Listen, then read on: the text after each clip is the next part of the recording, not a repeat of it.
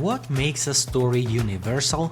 Legendary Disney director John Musker, who's been behind movies like The Little Mermaid, Aladdin, Hercules, The Princess and the Frog, Moana, and more, tells us how some stories are able to transcend borders, cultures, and even time. I feel like part of the success of the films that Ron and I did is that they did tap into some universal themes and ideas, and I think that was intentional. And of course, the irony is, just like with writing, Howard Ashman used to talk about, the best writing is specific, not general. The more specific you are, the likelihood is the better the writing is. You talked about that in reference to songs, that he said, I can't write a June Spoon song that just relies on a rhyme and tells a vague romance or something, and that had no interest in him. He really wanted to get into specifics. I think, obviously, a lot of Disney films are based on fairy tales, and fairy tales have a universality to them because in a lot of times they really deal with the rite of passage of children becoming adults. Bruno Bettelheim is an author. I don't know if you've read his work, but he wrote, The Uses of Enchantment.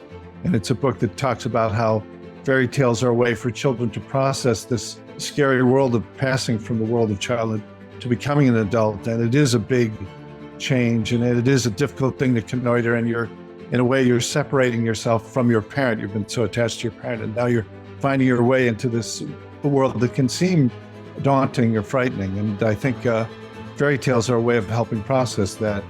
I don't know if you just said what universal truths have we discovered. I mean, I think so many things have to do with trying to get a sense of who am I and why am I here? I mean, those are some of the most basic questions, but I think a lot of our films deal with identity, feeling either that I am a fish out of water, literally, like in the case of Little Mermaid, I have ties to another world that I'm outside of.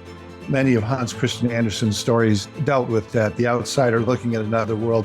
Growing up in my big Irish Catholic family, as you grew up in your big Italian Catholic family, you're a part of it, and yet there can be an element of just sort of, I'm an observer of things. I sort of see the world out there, and I feel like I'm not necessarily a part of this or that. And sometimes I want to be a part of that. Sometimes I'm like, no, I'm glad I'm not a part of that. But trying to find your own place in the universe. Where do I fit into the bigger picture of things?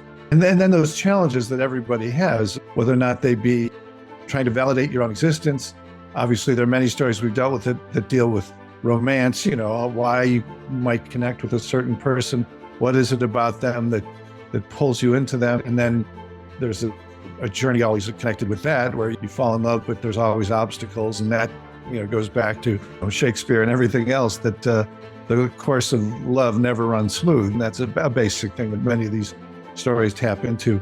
I think you have to find a story, and in your story, issues about the character that resonate with yourself, that you have to tap into yourself as both the writer and the subject and the audience. Almost, you're all of those things, sort of. So you're really trying to invest a lot of yourself in your own personal feeling. What did it feel to you to be in a situation like this? How did you cope with it? Who are the helpers you had along the way to see you through to the other side? What do these things share? I mean, in Little Mermaid, there's a romance story, but the story I think that in some ways was equally compelling was the sort of father-daughter story of the overprotective father and the girl who wanted to be on her own. That's a story that transcends cultures. I think you can find that in just about any culture, because parents and children, there's a primal quality to their relationships. Some of the same things, happen around the world. It seems to me that people trying, your parents even seeing a role for you that you may not share that idea. And then how do you cope with that conflict? And of course, all stories have conflict, and if a story doesn't have conflict, you don't have much of a story. So there's a writer, Laios Egri. Years ago, his book, The Art of Dramatic Writing, was recommended to me. I knew that Leonard Starr, who was one of my favorite comic strip cartoonists, who wrote a comic strip called On Stage, and he was one of the best writers of continuity strip. He mentioned as he was getting into writing the strip that was one of the best books he felt he'd read on just about really writing plays, but it certainly applies to screenplays and applies to animation too. But it's a worthwhile book to read for your people if they haven't. It deals with really a character as the source of storytelling. And there's a premise, the theme of your story. All stories have themes and all stories have characters, and you're really trying to find characters. How do they clash and how do they resolve those differences? All stories need to have movement. They need to have rising action, and they need to have an arc. They can't just spin in a place. They need to have something that upsets the status quo And then where is it going to go from there? Those ideas transcend cultures. I think they aren't limited to an American culture or a European culture. They carry over from culture to culture. That's beautiful. Before we continue, I would like to invite you to join the Write for Animation Academy, Where we write together, learn together, and support each other through the challenges. And hey, when you join, you'll also get access to our brand new Write Your Short course, where in just 4 weeks, I'll help you take your short film idea and transform it into a finished script. I love this community and can't wait to welcome you to the group. Join us today at writeforanimation.com/academy.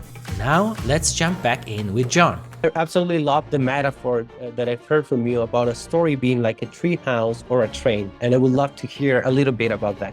I had heard that analogy from Joe Hale. Joe Hale was the producer of The Black Cauldron. We differed about various things creatively on that, but one of the things that he said that I really took to heart was he compared the films that we made and said, these are like tree houses that we're building. And the analogy I thought was that these films are like tree houses in the sense that there's a playful aspect to these animated films that should never be too far away, that they're a source of play and, creativity. And one of the things about a tree house is, and it works even with my own treehouse in my backyard, you see the world from a different vantage point. You're seeing a house from a different angle. You're seeing everything, the tree itself from a different angle, and it gives you a fresh perspective on everything. So it combines a sense of adventure and play and a different point of view, and something that sort of awakens what might be, you may have gotten used to or numb to or something, and suddenly you see it fresh. And it has this ability for us as the audience to see things about ourselves and about our families and about our friends, about people we know, sort of fresh and from a different point of view, all under this guise of this kind of adventurous fun.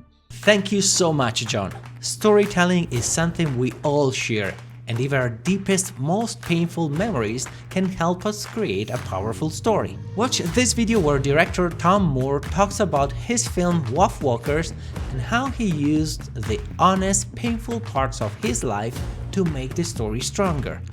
I'm Pietro, this is Write for Animation, and I'll see you there.